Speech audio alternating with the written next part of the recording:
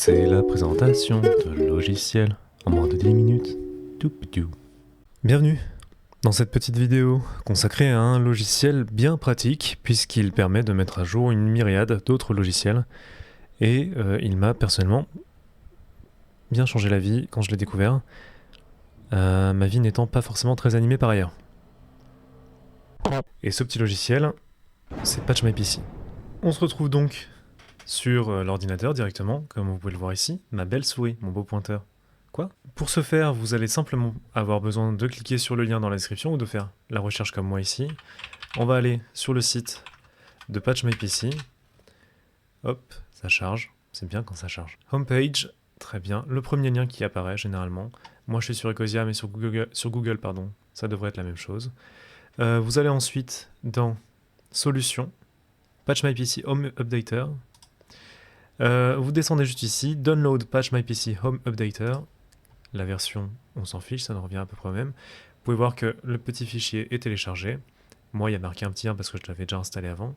Et là, l'astuce, ça va être de récupérer le fichier et de le mettre sur le bureau. Donc je vous fais ça tout de suite. Voilà, donc le fichier est téléchargé, il est maintenant sur mon bureau. Et moi, ce que je vous conseille de faire, tout simplement, c'est de le mettre directement dans un dossier du répertoire programme de votre ordinateur. Ce répertoire, vous pouvez le trouver juste ici, en allant dans ce PC, système, ou alors n'importe quel disque dur sur lequel vous voulez l'installer, programme, et vous avez simplement à ensuite aller créer un petit dossier PatchMyPC comme ici, et à mettre le fichier à l'intérieur. Moi, il y est déjà, vous avez simplement à rester cliqué dessus, le glisser à l'intérieur, et on est good. Une fois ça fait, on peut lancer le programme. Nous voilà donc sur l'interface de PatchMyPC. Comme vous pouvez le voir, c'est relativement simple en fait. Il y a 3 panneaux, et un panneau de gauche pour sélectionner l'endroit où on veut aller dans l'application. Juste à côté, la sélection de tous les logiciels présents sur la base de données de l'application. À droite, les logiciels que vous avez installés. En vert, évidemment, ceux qui sont à jour. En rouge, ceux qui ne sont pas à jour, comme moi ici, Blender. Comment ça fonctionne ? Tout simplement, à gauche, vous allez pouvoir cliquer et cocher sur les logiciels que vous souhaitez installer. Mais avant ça, moi, ce que je vous conseille de faire, c'est d'aller dans le petit panneau Options qui est juste ici. Ça vient nous ouvrir un nouveau panneau sur la droite qui permet de régler 2-3 choses avant de pouvoir réellement utiliser l'application. Premièrement, la langue des applications que vous avez juste ici. Moi, elle est en anglais, mais je vous conseille de le mettre en français si vous voulez que les applications soient installées en français.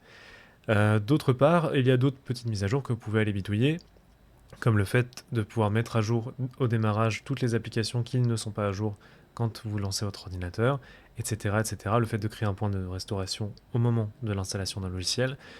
Moi, je préfère ne pas le mettre parce que ça me permet de simplement avoir à lancer l'application de temps en temps et aller vérifier si les choses sont à jour ou non.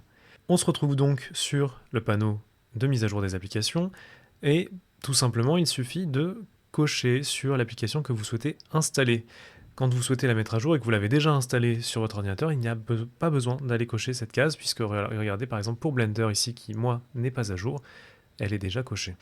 Pratique, je sais. Par exemple, admettons, vous souhaitez mettre à jour Blender et en même temps installer, je ne sais pas, Acrobat Reader, vous pouvez le faire en cochant ici, et vous voyez ensuite en bas à droite effectuer 2 mises à jour, donc Blender qui n'est pas à jour, plus celle que je souhaite installer en plus, Acrobat Reader.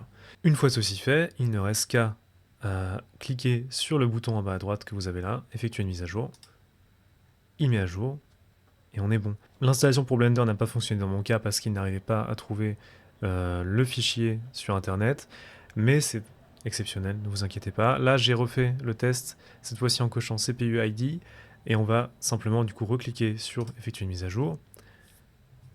Là vous pouvez le voir effectivement qu'il est marqué installation silencieuse, donc toutes les installations vont se faire en arrière-plan, avec à la fin une petite icône qui sera placée sur votre bureau quand l'installation sera terminée, également aussi pour les mises à jour. Et ça c'est un peu embêtant, il me semble qu'on peut le désactiver dans les options justement. On peut aller juste voir rapidement si je le retrouve, créer un raccourci sur le bureau, vous pouvez le cocher ici, effacer le raccourci des applis aussi, voilà. Donc on peut régler ça évidemment. Il y a aussi visiblement l'option de désinstaller des applications directement depuis le logiciel, chose que je n'avais pas remarqué avant, mais qui peut être bien pratique pour celles et ceux qui ont envie d'avoir tout au même endroit. Il y a également la possibilité de créer des tâches planifiées pour mettre à jour automatiquement les applications quand vous n'êtes pas forcément sur l'ordinateur ou que vous n'avez pas lancé l'application vous-même. Et c'est forcément bien pratique. Par exemple, à mettre une fois par semaine, ça me semble être une chose plutôt raisonnable pour avoir des applications toujours à jour. Voilà donc, c'est à peu près tout. Dernière chose cependant à noter, on peut voir juste à gauche ici une première liste, mais si on descend tout en bas, déjà la liste est relativement fournie, hein. Ça c'est bien pratique avec beaucoup de logiciels open source et logiciels gratuits surtout, qui sont très pratiques à avoir sous la main, mais également une liste de logiciels portables que vous pouvez avoir simplement au format d'exécutable à lancer sans avoir d'installation à faire. Et ça c'est vachement cool, que vous pouvez également mettre à jour directement depuis PatchMyPC. Et nous, on refuse pas. Voilà, on refuse pas, on adore ça. Voilà, on se retrouve tout de suite dans le monde réel. Je vais sortir de ma case. Ouah, laissez-moi sortir. Laissez-moi sortir. Ça, c'est une vidéo rondement menée, ça. Merci d'avoir suivi cette petite vidéo et d'être resté jusqu'au bout. Ça fait plaisir. Vous êtes adorables. Tous autant que vous êtes. Et toutes. Et allez.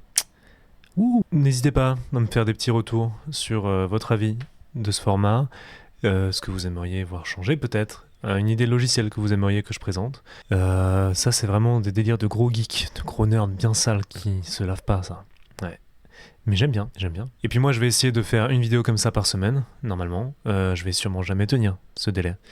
Mais si c'est le cas, tant mieux pour vous et pour moi et pour lui là-bas. Il n'y a personne. D'ici là, écoutez, portez-vous bien, et moi je vous fais des zooms. Ciao, ciao. Ah